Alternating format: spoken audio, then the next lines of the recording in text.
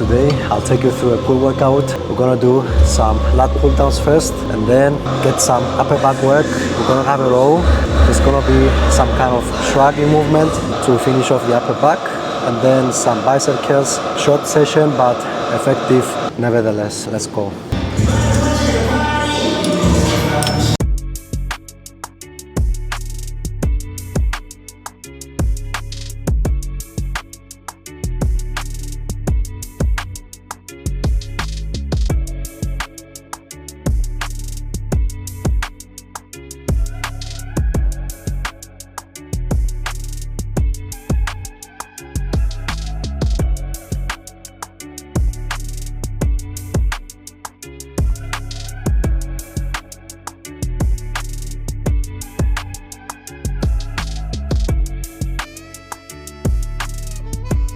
So when I'm doing the overhand lat pull down, I'm focusing on adducting my shoulders instead of extending them. If I focus on extending my shoulders instead, it will become some kind of a high row movement. Not that it's not effective for the lats, it will destroy them, but at the same time, I want to have the exercise for what it is. Even from the warm-up, it's quite obvious that my hands are moving through this plane. So let's get to the work instead.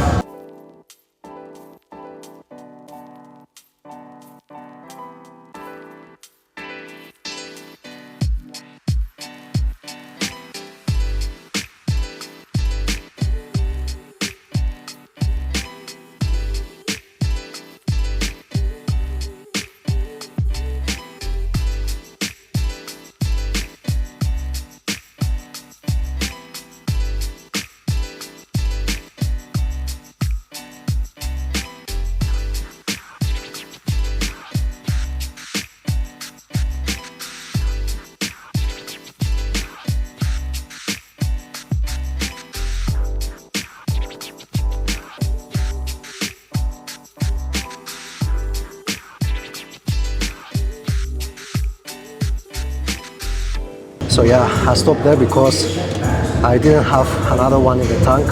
I went as far as I could with that, and I don't want to cause more fatigue than necessary. I got a good set and I'm gonna lock that in, so that next time I come and I perform this exercise, I will try to beat that performance. Let's move on to some rows.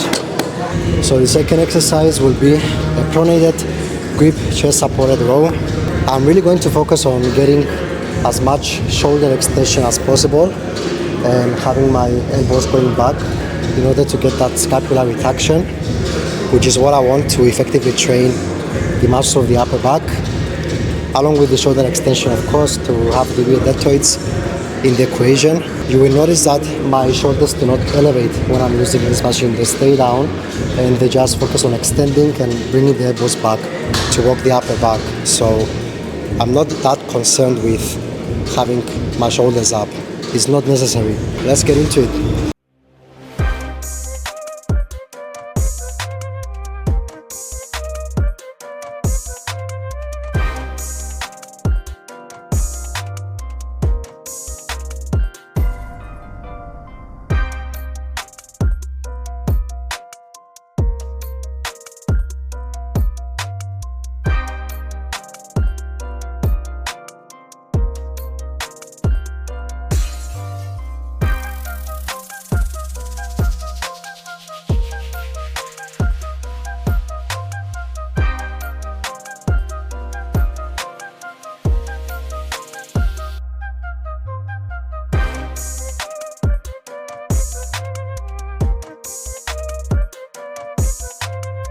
Yeah, that felt good, and I started having my feet positioned back so that I can take off that leg support when I'm doing the exercise, and it becomes kind of harder and more challenging.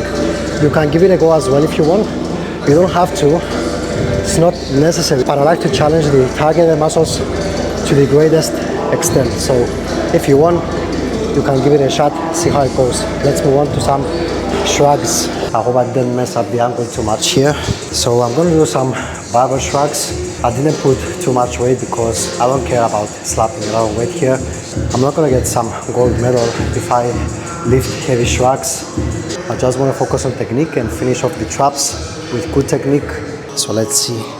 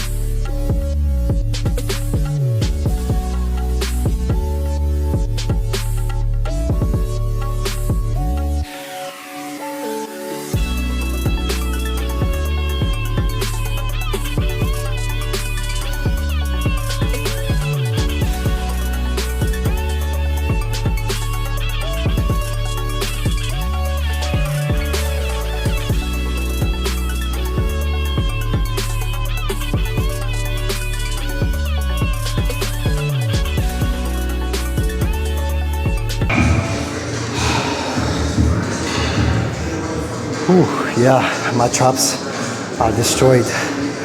It's not like I feel a burning sensation when I'm doing this, but it doesn't mean that the muscles are not working to their maximum capacity. So when you take the set to failure, which means you cannot perform another repetition with the same range of motion, with full range of motion as you did before, then if you are taking that muscle through its function, that means you work the muscle effectively. Let's train some biceps now. Now it's time to get some guns work, some biceps, to finish off the session as we should, with a nice pump. And let's go over some things for the preacher curl. So first and foremost, finding a comfortable position where you will place your chest and everything that you will use to perform the exercise. And you don't want to be too low on the seat, and you want to find just the position where you have your comfort and you can just curl from that strong position. I'm not ever going to stop saying this, but having a closer grip will really help you when it comes to performing this exercise. The comfort, the arm path, less pressure on your forearms, overall more comfortable arm path when you are flexing the elbow against resistance. So try that out, and also do not forget to have a straight wrist when you do that.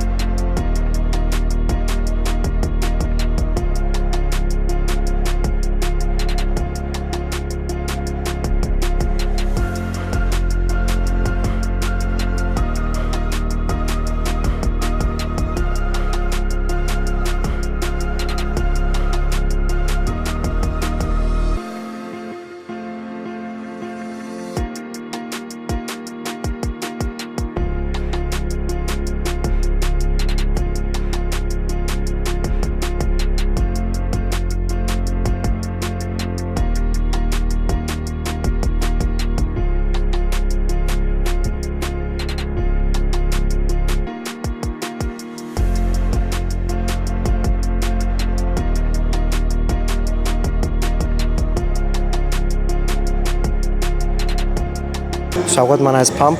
That's it for the video today, and I will see you in the next one.